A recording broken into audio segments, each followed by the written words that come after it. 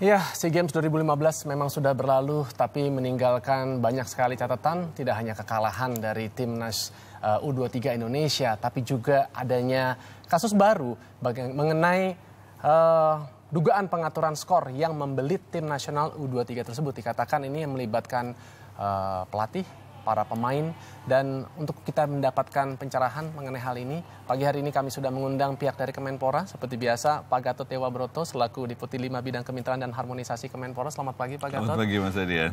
Tadi sempat subuh dekat rumah? Iya, kalau saya masih subuhan di rumah, dari habis itu buruan ke sini. Dan juga untuk melengkapi bincang-bincang kita pagi hari ini, kita juga sudah terhubung dengan Muhammad Isnur, Kepala Bidang Penanganan Kasus LBH Jakarta. Halo, selamat pagi. Selamat pagi, Bung Adrian. Iya, selamat pagi. Saya panggil dengan Bung Isnur, boleh? Ya, boleh. Baik. Bung Isnur terlebih dahulu. Ini saya sempat juga mengikuti ya talk show-nya kemarin ini melalui media massa yang dikatakan perantara BS. Siapa itu sebenarnya, Bung Isnur? Jadi kami nggak bisa sebut nama secara lengkap, mohon maaf, karena menyangkut keamanan dia.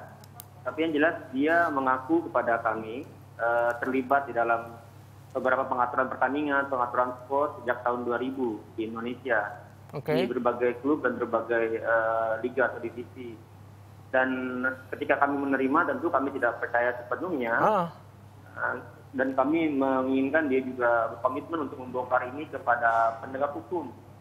Juga menyerahkan bukti-bukti yang dia miliki. Oke, 2000 itu kan bukan waktu yang sebentar, itu sudah 15 tahun belakangan ini. Kira-kira apa menurut hasil analisa Anda motif dari BS ini sampai melaporkan ini kepada pihak LBH? Kami tidak tahu motif dasarnya, tetapi ketika kami tanya kenapa dia mau membongkar sekarang, menurut dia sekarang adalah momentum. Ketika misalnya FIFA mengalami kejadian yang luar biasa di mana para pejabat ditangkap. Kemudian juga di Singapura kemarin ketahuan ada salah satu jaringan pengatur skor yang ditangkap juga. Dan juga sekarang Indonesia lagi di-ban oleh FIFA. Menurut dia ini momentum, istilah dia pertobatan nasional. Di mana selama ini Indonesia bergelut dengan mafia dan juga pengaturan. Dan dia ingin berubah lah. Dan dia ingin berhenti melakukan itu semua. Seperti itu. Oke, mungkin juga karena ini sekarang sudah mulai memasuki bulan Ramadan yang penuh keberkahan, ya semua orang ini sudah banyak tersadar akan aktivitasnya mungkin yang menyimpang selama berapa tahun belakangan ini. Tapi kalau dari Kemenpora, bagaimana Pak Gatot menyikapi hal tersebut?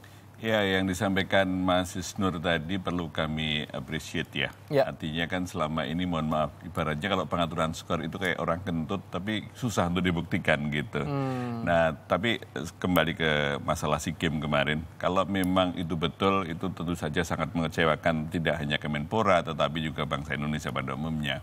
Tapi harus jelas di sini. Kalau tadi Mas Isnur juga di awal mengatakan bahwa awalnya sih nggak percaya.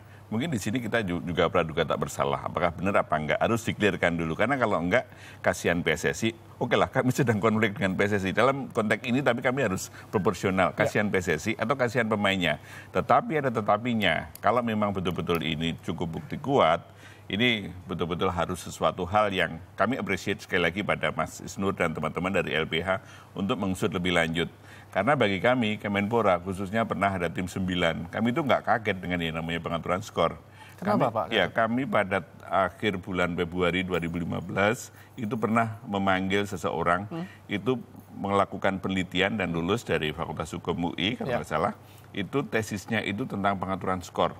Ya, satu. Kemudian di awal bulan Maret, khususnya tepatnya tanggal 4 Maret, kami pernah memanggil seorang whistleblower di tim 9. Tim 9 hampir sekitar 4 jam lah di depan tim 9 berikan keterangan, tapi sayangnya waktunya itu sangat kontennya itu sangat generalis sekali, sehingga kita belum bisa masuk terlalu dalam. Kalau pertanyaan berikutnya, kenapa kok tim 9 tidak menindaklanjuti gitu sampai akhir masa kerjanya di bulan April? Karena juga masih sifatnya umum gitu. Makanya pada saat rekomendasi, poinnya adalah mendorong Kemenpora untuk terus melacak atau mengusut mengenai masalah pengaturan skor. Jadi poinnya adalah kami concern sehingga apa yang dilakukan oleh LBH atau siapapun itu harus pasti kami dukung. Karena kami juga tidak lepas begitu saja. Mengingat di dalam statuta FIFA itu disebutkan jelas-jelas tujuan FIFA diantaranya adalah untuk memberantas pengaturan skor itu sendiri. Dan kami sadar ini tidak hanya terjadi di Indonesia. Di banyak negara sering terjadi seperti tapi aturannya ketat. Belum lama ini saya pulang dari Madrid ya, di sana ketemu kayak La Liga. La Liga itu PT Liganya Indonesia. Saya tanya, karena saya juga ingin perbandingan kan, bagaimana dengan pengaturan skor? Oh kami ketat sekali Pak Gatot, mungkin lebih ketat dari negara lain. Begitu ketahuan seperti ini, nggak perlu dilaporkan kepada federasinya, PSSI-nya langsung, tapi langsung dipolisikan. Kami sama teman-teman kedutaan di Madrid sana kaget, betapa ketatnya. Makanya tidak salah kalau kemudian Mas Isnur tadi kemudian melaporkan kepada Bareskrim gitu. Tapi sekali lagi, ini praduga tak bersalah dan juga jangan trial by the press, harus clear dulu. Benar nggak? Kalau nggak jangan sampai ini karena suasananya memang Indonesia PSS-nya sedang disuspend, sedang ada kisruh, sehingga harus clear dulu. Ya. Baik, baik. Mas Isnur masih bersama dengan kami kan? Masih. Oke, baik. Kami menghormati Anda mungkin harus menjaga keamanan dari seseorang yang Anda sebut sebagai BS ya. Tapi apakah orang tersebut memiliki latar belakang yang cukup kompeten gitu di bidang memang sepak bola? Iya, dia dulunya pemain di sebuah klub, kemudian juga pelatih, dan terlibat sebagai manajerial klub juga. Gitu. Dan mungkin ke depan kita akan bisa melihat dia dan secara terbuka kita bisa melihat keterangan dia ketika sudah dalam pemeriksaan penyidikan seperti itu. Oke, dan kemudian misalnya kemarin ini contoh saja. Jadi kami juga nggak ingin menuduh. Kami ingin contoh ketika sebelum pertandingan SEA Games, dia membuktikan. Dia menelepon salah satu teman lamanya yang merupakan bandar dan itu di obrolan dia sih ya ada semacam permainan lah di antara pertandingan tersebut gitu. Dan itu obrolan di depan kami. Jadi direkam langsung di depan kami gitu. Sehingga kami juga kemudian, kalau memang Anda bersedia terus membongkar, bersedia terus mendorong keterbukaan, kami bersedia mendampingi gitu. Kami bersedia mendorong Anda menjadi justice kolaborator. Dan Anda harus siap jadi saksi dan kasih keterangan serta memberikan nama-nama lain yang namanya Anda terlibat dengan pengaturan sport tersebut. Dan dia bersedia menyebutkan nama-nama, terus menunjuk orang-orang yang selama ini terlibat gitu. Seperti itu. Tapi Anda apa tidak bertanya-tanya dari mana dia tuh sampai bisa memiliki bukti rekaman tersebut dan apakah memang bukti tersebut menurut Anda yang sangat paham tentang hukum sudah cukup menjadi bukti yang cukup kuat? Iya, kalau soal rekaman itu dia merekam langsung. Jadi dia merekam komunikasi dia dengan yang dia sebut bandar tadi. Tapi kalau bukti-bukti lain itu bisa di tracing, bisa dibuka dari rekening yang dia miliki. Dari nomor-nomor telepon yang dia pergunakan selama ini, begitu. Jadi artinya yang bersangkutan ini menunjukkan bahwa sejak dia ini menjadi perantara pengaturan skor, dia memiliki mungkin aset yang cukup banyak gitu, ketimbang dia sebagai seorang pelatih ataupun juga mantan atlet. Betul, gitu. Dan permainan yang dia lakukan menurut pengakuan dia itu angkanya cukup besar. Jadi misalnya gini, ketika ada satu kepentingan yang dia butuhkan sesuai pesanan bandar, itu dia bisa mengeluarkan uang minimal 50 juta dalam satu pertandingan gitu. Seperti itu. Nah, menurut pengakuan dari BS tersebut, pihak-pihak mana saja ini yang terlibat? Pihak-pihaknya sangat banyak karena ini juga rentang waktunya sangat panjang. Ya. Ada dari manajer klub, ada dari pelatih, ada dari pemain, ada juga dari pengurus PSSI, seperti itu. Nah, apakah ini hanya terpaku untuk kegiatan yang sifatnya keluar dari Indonesia, ataukah ini juga terjadi dalam ajang-ajang liga-liga yang ada di Indonesia selama ini? Bagaimana? Apakah pengaturan skor ini yang dilaporkan oleh seseorang yang bernama BS ini terjadi seperti layaknya pertandingan seperti kemarin, Indonesia keluar, jadi seperti ke ajang SEA Games ataupun AFC? Kami melaporkan seluruh dugaan yang kami terima dan kronologi yang kami terima. Tapi tentu kan itu wewenang penyidik untuk menggali mana yang kuat, mana yang ada bukti lengkapi dan lain-lain gitu. Nah sekarang memang kami mendorong Bareskrim untuk menelusuri, mendalami serta mengembangkan apa yang terjadi di. Oke, baik. Mungkin saya akan beralih dulu ke Pak Gatot kembali. Pak Gatot, jadi kalau kita bicara ini kan kembali ya, menurut laporan dan juga sepertinya orang tersebut orang yang sangat mengetahui tentang kejadian-kejadian pengaturan skor yang sudah berlangsung cukup lama. Apa nih tindakan yang akan dilakukan Kemenpora berarti setelah ada laporan seperti ini? Yang jelas tadi sudah saya kemukakan, kami tidak akan lepas tangan begitu saja. Tentu saja akan kami fasilitasi, kami nanti akan bekerja sama dengan misalnya LBH dan lain sebagainya. Dan yang kedua, di mana kalau dipandang perlu, kami juga akan memberikan data-data sejauh yang pernah kami miliki tentang masalah pengaturan skor. Ya, itu kan sangat penting bagi pelapor. Tetapi sebelum itu semua, yang perlu kami sampaikan kesempatan, terima kasih pada Net TV gitu. Tadi disebutkan oleh Mas Isnur adalah tentang pernah merekam kejadian oleh di situ whistleblower lah ya, disebut oleh BS gitu. Yang perlu saya sampaikan adalah ini juga hati-hati, jangan sampai melakukan penyadapan sembarangan.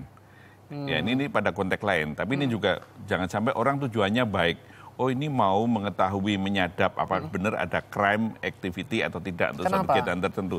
Karena di Undang-Undang Telekomunikasi di pasal 40 sudah disebutkan, yang namanya nyadap itu nggak boleh.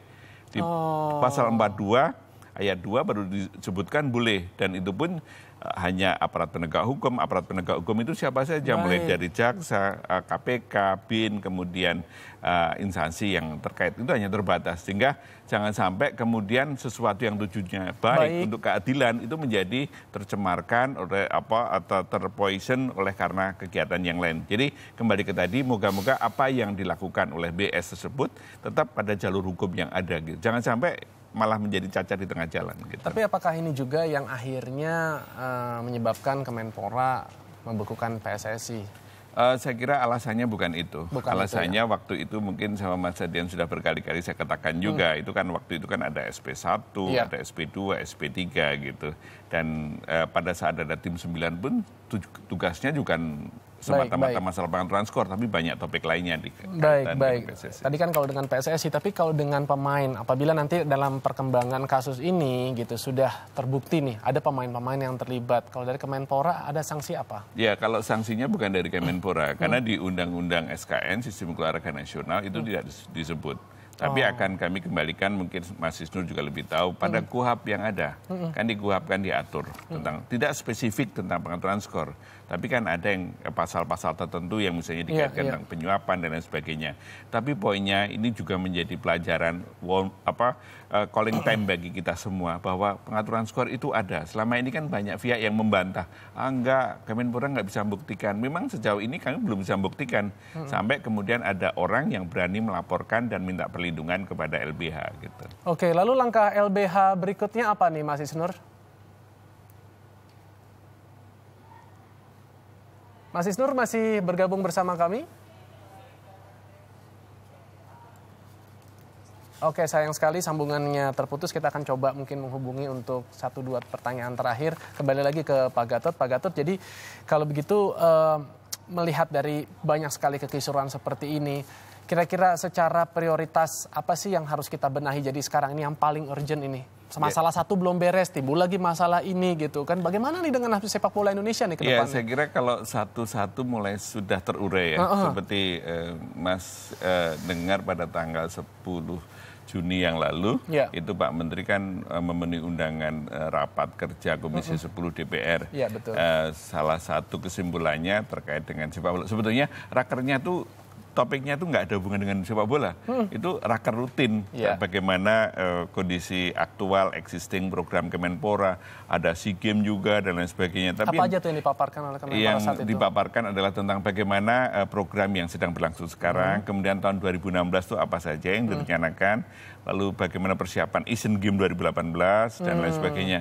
Tetapi Mas kan juga tahu, yang paling seksi sekarang itu adalah masalah sepak bola. Dan itu sangat menyita waktu hampir 3 jam sampai tengah malam. Dan poinnya adalah bahwa paling lambat tanggal 23 Juni harus ini wajib, harus ada pertemuan dan didorong adanya pertemuan antara Menpora dengan PSSI.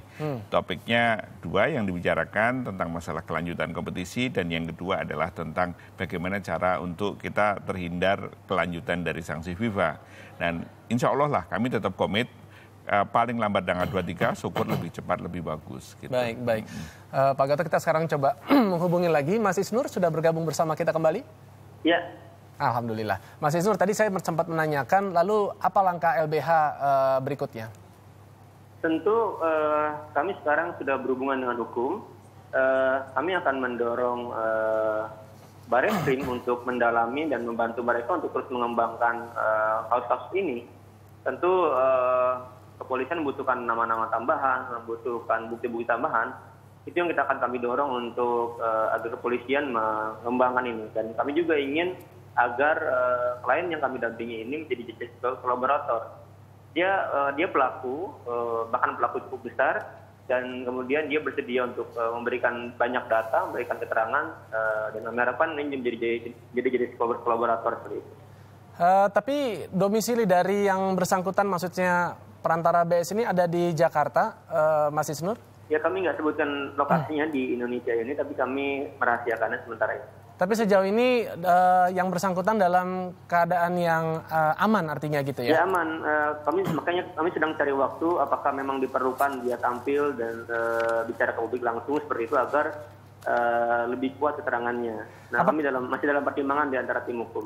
Apakah selain BS ini ada individu-individu lain artinya di sini yang bisa juga digali keterangan gitu? Mungkin kawannya BS? Iya, bersama dia juga ada beberapa yang sudah siap ngasih keterangan seperti yang dia ceritakan gitu. Jadi ketika misalnya datang seseorang untuk mengakui sebuah tindakan, tentu kita harus